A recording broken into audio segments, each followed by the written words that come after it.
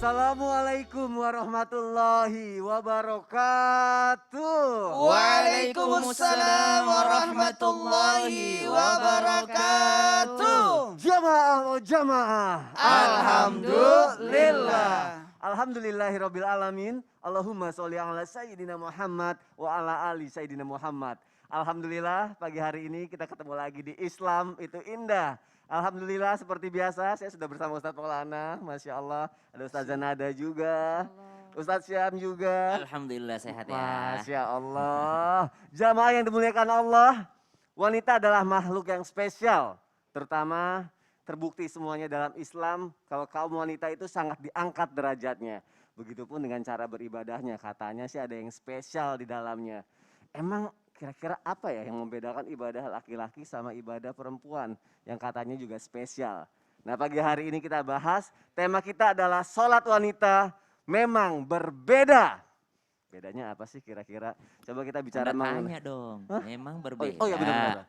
Sekali lagi ya. Ya, sholat wanita. Tema kita adalah sholat wanita memang berbeda. Ya, karena tanda tanyanya kan. Lupa tanda tanyanya. Ini tanda seru ya. Tanda seru, memang beda gitu. Memang berbeda, bedanya apa kira-kira ya? Coba kita bicara deh mengenai masalah azan atau iqomah yang biasanya mungkin laki-laki ya. Karena katanya kalau wanita, kalau azan sama iqomah suaranya aurat. Kita tanya sama guru kita yang wanita. Oh iya. Kapan wanita boleh azan atau iqomah, Ustazah Nada? Baik, Ada kapan wanita boleh azan dan iqomah? Ya. Baik deh. Mohon penjelasannya, Makasih Mas Ustazah, Wani. silakan. Kita lihat PT dulu. Tapi sebelumnya jamaah, nih aku mau sama-sama ngasih tahu nih ya. Kalau misalnya perbedaan itu, kira-kira kapan boleh azan dan iqomahnya? Sekarang, silakan Ustazah Nada. Sekarang aja deh ya. Iya sekarang Gak aja. sabar pokoknya mau Gak nyobain ini. sabar. Masya Allah. Ustadz Sam, Ustadz Maulana izin. Bismillahirrahmanirrahim. Assalamualaikum warahmatullahi wabarakatuh. Waalaikumsalam warahmatullahi wabarakatuh. Alhamdulillahi rabbil alamin. Wabihi nasta'inu ala umurid dunya waddin. Wassalatu wassalamu ala sayyidina Muhammadin. Wa ala alihi wa ashabihi ajma'in amma ba'du. Subhanaka la ilma lana illa ma'allamtana innaka antal alimul hakim. Rabbi syrah li sadri wa yassir li amri wahlul uqdatam min lisani yafqahu qawli. Sadaqallahul adzim. Alhamdulillah. Mengenai masalah sholat. Wah lagi-lagi meskipun berkali-kali dibahas masalah sholat tentunya kita tetap semangat. Kenapa? Karena harus dicari tahu. Apa sih, bagaimana sih, kurang apa sih sholat kita. Nah alhamdulillah hari ini dibahas, mudah-mudahan menjadi ilmu yang bermanfaat. Amin. Mengenai masalah apa tadi? Azan dan azan. iqomah.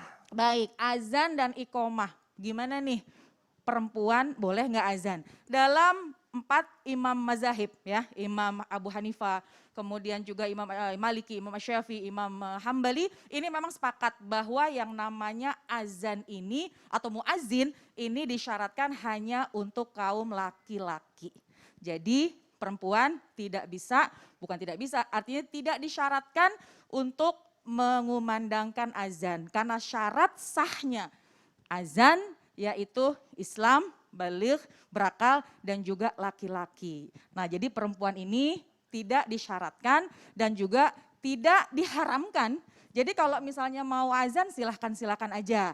Dan juga ada juga nih perempuan yang membaca mengumandangkan azan. Bukan mengumandangkan lah ya, membaca azan atau melafatkan azan. Kalau mengumandangkan tuh kayaknya jadi kemana-mana ya. Di masjid kalau mau sholat gitu melafatkan kali ya, azan. mengumandangkan. Kapan waktunya? Di antaranya ketika baru melahirkan. Tapi dengan syarat. Syaratnya kalau misalnya tidak menemukan sama sekali laki-laki. Nah jadi kalau misalnya melahirkan, tentu ini adalah anjuran dari baginda Rasulullah SAW kalau anak yang baru lahir ini disunnahkan untuk diazankan sebelah kanan dan diiqomatkan sebelah kiri. Kenapa? Karena dalam kitab I'anatul Thalibin juga dijelaskan fadilahnya anak kecil yang baru lahir ketika diazankan dan diikomatkan, Masya Allah, fadilahnya satu, sudah diperdengarkan. Asyhadu an la ilaha illallah wa asyhadu anna Muhammad Rasulullah. Dan juga fadilah yang lain bahwa akan terhindar dari yang namanya Sibyan. Tahu nggak Sibyan? Apa itu? Sibyan itu adalah jin yang mengganggu anak kecil. Jadinya makanya penting banget kalau anak yang baru lahir diazankan, kalau nggak ada laki-laki, kita nggak bisa menemukan laki-laki, maka ibunya boleh mengazankan. Sekali lagi, untuk mengumandangkan azan tidak disyariatkan bagi perempuan. Nah, mengenai masalah aurat, ini memang berbeda pendapat. Ada sebagian ulama yang menyatakan bahwa suaranya wanita aurat. Tapi juga ada yang menyatakan suara wanita ini bukan aurat. Ya. Karena dilandaskan dulu pada zaman baginda Rasulullah SAW, ini Sayyidah Aisyah sering ditanya oleh para sahabat mengenai hukum-hukum syariat. Bagaimana hukum ini, dan langsung dijawab oleh Sayyidah Aisyah radhiyallahu anha, tidak pakai perantara, jadi langsung disampaikan. Inilah menandakan bahwa wanita suaranya bukan aurat. Juga dengan syarat, syaratnya jangan dimanja-manjain. Jangan dayu-dayuin. Kalau aurat kan sekarang kan Ustazah Tausiah aja takutnya jadi aurat ya kalau makanya gitu ya. ini semuanya kembali kepada kita. Innamal a'malu biniat. Insya Allah niat kita baik, yang penting jangan sampai merubah suara. Yang tadinya tegas, ketika ketemu yang bukan mahram misalnya, Jangan dibuat-buat lah ya. dilembut-lembutin ya. Insya Allah ini bisa kita jaga sebagai wanita, bisa lebih memelihara lagi. Wallahu a'lam Masya Allah. bishawab. Terima kasih Ustazah Nada. Sama-sama. Berarti wanita boleh azan dan iqomah kalau misalnya mengazankan anaknya ketika lahir. Betul. Dan itu pun kalau tidak ada laki-laki yang mengazankannya suaminya ya. Betul. Masya Allah. Jamaah, aku sekarang punya tayangan nih. Ini niat dan tata cara sholat bagi seorang wanita. Lihat tayangannya yuk, silakan.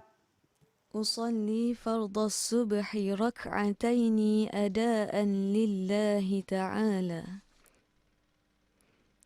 Sahaja aku sembahyang fardu subuh 2 rakaat tunai kerana Allah Ta'ala. Allahu Akbar. Allahu Akbar kabiran walhamdulillahi kathira wa subhanallahi bukratan wa asila. Ustadz Maulana, aku jadi penasaran deh. Wanita kalau takbiratul ihramnya gimana ya? Beda nggak sih sama laki-laki? Ada dua ya, Heeh. takbirnya, gerakannya, dan bacaannya. Nah, aku pengen tahu Ustadz Maulana, silakan. Mohon izin guru-guru semuanya, Ustazah Nada, Ustazah, dan minta izin saya mau praktek ya. Oke. Prakteknya pakai minta izin sama Ustazah.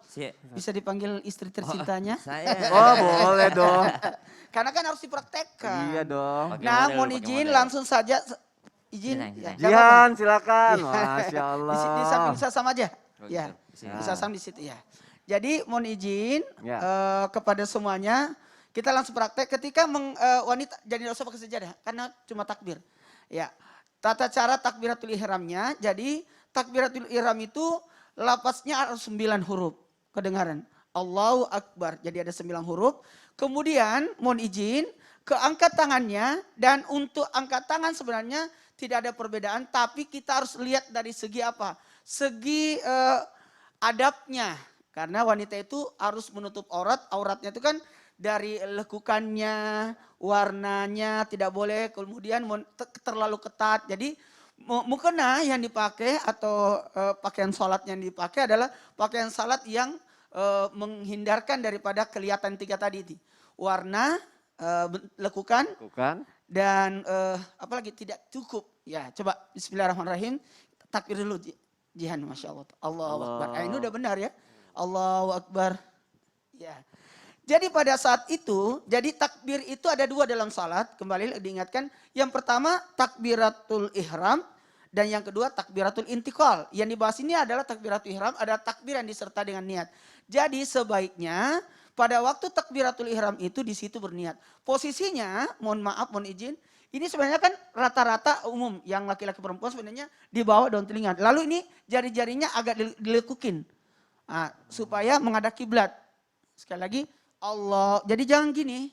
Jadi sebaiknya ini menghadap kiblat. Kemudian sebaiknya di bawah daun telinga, jangan terlalu ke atas. Di bawah daun telinga. Dan kalau perempuan kan harus menjaga, tadi udah bagus. Kalau perempuan agak ke depan. Karena kenapa? Karena kalau keangkat takutnya mohon izin mungkin aja diangkat. Ah, kalau diangkat lagi ke atas, ya. Jangan kan bajunya baju sari di dalam, jadi aman. Takutnya kelihatan aurat atau baju bagian dalamnya. Ya. Ustaz Sam yang tunjuk jangan saya. Ya, Kelihatan. ya, kelihatan. Itu contohnya ceritanya kelihatan ya. Takutnya. Makanya kelihatan. Jadi sebaiknya maaf turunin lagi agak ke dalam. Allah. Ini yang benar. Ini baru nggak kelihatan. Jadi tidak kelihatan. Dan mohon izin, dikhawatirkan jangan sampai tadi itu lekukan warnanya. Dan suara, makasih banyak Ustazah Nada tadi, suaranya tidak usah yang penting dia bisa dengar sendiri.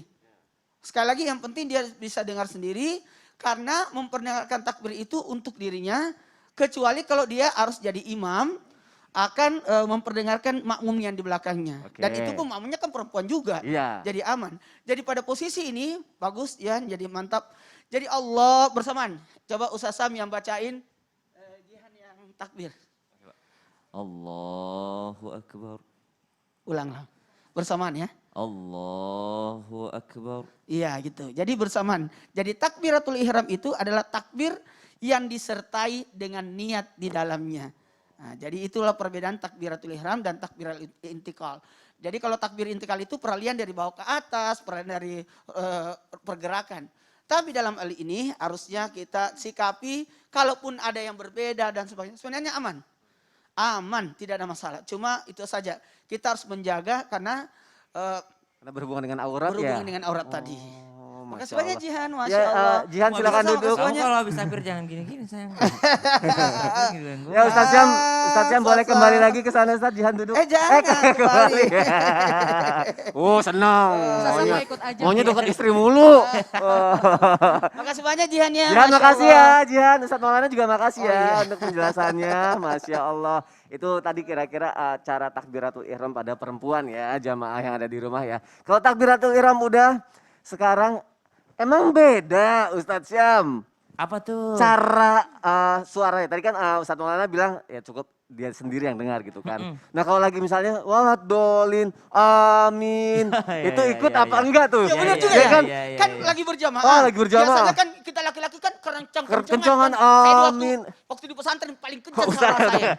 Udah pasti jamaah juga tahu sih itu ya. Iya. Nah perempuan gimana? Aminnya kedengeran nggak atau bacaan sholat lainnya boleh kedengeran apa enggak? Baik, Silakan Bismillahirrahmanirrahim. Ustadz. Tabi guruku Ustaz Maulana, Ustazah Nada, Mas Soni serta para alim ulama yang dimuliakan Allah Subhanahu wa taala. Bismillahirrahmanirrahim. Alhamdulillahirabbil alamin wassalatu wassalamu ala asyrafil anbiya'i wal mursalin sayyidina Muhammadin wa ala alihi wa sahbihi ajma'in. Asbahna wa asbahal mulku lillahi rabbil alamin. Subhanaka la ilma lana illa ma 'allamtana innaka antal alimul hakim. Rabbi shrah li sadri wa yassir li amri wahlul 'uqdatam min lisani yafqahu qawli waj'al li waziran min ahli. Amin amin amin ya rabbal alamin. Urusan suara. Jadi sholat itu ada yang disunnahkan untuk mengeraskan bacaan. Yakni namanya sholat jahriyah. Sholat maghrib, sholat isya, dan sholat subuh. 3 waktu sholat ini disunnahkan untuk mengeraskan suara. Jadi kalau ada orang yang sholat jahriyah, sholat maghrib, isya, subuh tidak keras suaranya, kira-kira sah atau enggak Sony? Laki-laki? Laki-laki sah. Sah karena hukumnya sunnah. Karena sunnah. Jadi tetap kita harus tahu disunnahkan untuk mengeraskan suara. Baik sholat berjamaah ataupun sholat sendiri. Baik laki-laki ataupun perempuan. Namun ada aturannya jikalau dia seorang perempuan. Kapan dia bisa mengeraskan suaranya? Takbiratul ihramnya kah? Atau al-fatihahnya kah? Atau aminnya kah? Atau bacaan sholatnya? Yakni ketika tidak ada laki-laki ajnabi di sampingnya. Atau tidak ada laki-laki non mahram di sampingnya. Jikalau di ruangan tersebut hanya ada suaminya atau semuanya adalah wanita, maka tetap juga disunnahkan bagi seorang wanita mengeluarkan suaranya, mengumandangkan suaranya ketika dia berada dalam sholat jahriyah atau sholat yang dikeraskan memang suara, yaitu maghrib, isya, dan subuh. Sekarang aminnya. Ghairil maghdubi alaihim waladdallin. Amin. Harusnya kita cepet-cepetan sama malaikat. Iya, jadi waladhdallin. Pokoknya imam udah berhenti dhalin, langsung amin. Amin. Oh. Makanya sang imam pun membaca amin gitu. Ya. Kapan seorang wanita boleh menjaharkan suaranya atau memperdengarkan suaranya? Yakni sama aturannya ketika tidak ada laki-laki asing. Namun ketika dia sholat di masjid tentunya ada laki-laki asing di dalamnya. Maka jangankan mengucapkan amin, menegur imam saja. Jikalau laki-laki mengucapkan subhanallah, perempuan hanya dengan tepukan gitu. Oh, Jadi kalau menegur imam saja tidak boleh mengucapkan subhanallah ya. Padahal udah darurat nih salahnya imam nih. Ya. Subhanallah rokaatnya. Tidak boleh seorang wanita mengeluarkan suara apalagi jikalau dia menyangkut dengan amin, bacaan yang sunnah, kemudian kesunahan juga menjaharkan suara, maka sama antara laki-laki dan perempuan, bedanya adalah jikalau ada mahram atau non mahram. Bedanya adalah jikalau hadir laki-laki yang menjadi mahram atau laki-laki yang ajnabiyah atau laki-laki asing, maka tidak diperkenankan untuk mengeluarkan suara. Baik itu bacaan sholatnya, al-fatihahnya, baik itu surah-surahnya, ataupun itu adalah bacaan aminnya, ataupun itu hanya sekedar untuk menegur imam. Semuanya tidak boleh diperdengarkan karena ada laki-laki asing di sana. Cuman kalau tidak ada tetap dapat pahala karena juga sunnah. Oke. Jadi tetap sunnah. Misal di rumah yang ada suami, perdengarkan. Perdengarkan. Yang ada suami, misalnya suaminya baru pulang dari masjid, istrinya lagi sholat, perdengarkan. Tapi enggak juga yang kayak bismillahirrahmanirrahim. Kenapa? Saya ini sebenarnya pengen jadi imam, tapi saya terhalang oleh gender aja. Gitu. Ya Allah. Jadi enggak kayak gitu juga. Berarti kalau misalnya lagi jamaah di masjid itu nggak boleh ya. Kalau di rumah nggak apa-apa ya. Di rumah nggak Dan apa-apa itu pun kalau hukumnya- tidak ada laki-laki asing. Kalau tidak ada laki-laki asing, Masya Allah. Ustadz Syam terima kasih untuk Sama-sama. penjelasannya. Tadi Ustadz Syam juga menjelaskan kalau misalnya imam ada yang salah, wanita cukup nepuk aja tek tek tek gitu kan. Cuma kadang kan kalau sampai imam yang di ujung kan nggak kedengeran gitu ya, ditepuk doang Gimana ya. tuh? Nah kalau sekarang, kalau tadi itu kan kondisinya Ustazah ya kalau lagi imaman di masjid. Iya. Kalau lagi sama suami, Nah, suaminya salah, Iya. itu gimana? Ditepuk juga atau bisa ditegur apa enggak tuh? nggak bisa, Nggak bisa. nggak bisa hari ini maksudnya. Oh nggak bisa. Nggak bisa sekarang maksudnya. Nggak bisa sekarang. Oh berarti maksudnya Kalau nanti. Hari ini makin bingung lagi. Oke, Nggak nggak sekarang, nggak nanti akan sekarang. kita Nanti bahas. dijawab ya, Ya, berarti ya insya jamaah nggak sekarang, nanti nggak lama kok. Tetap di Islam itu indah. Jamaah, oh jamaah, alhamdulillah.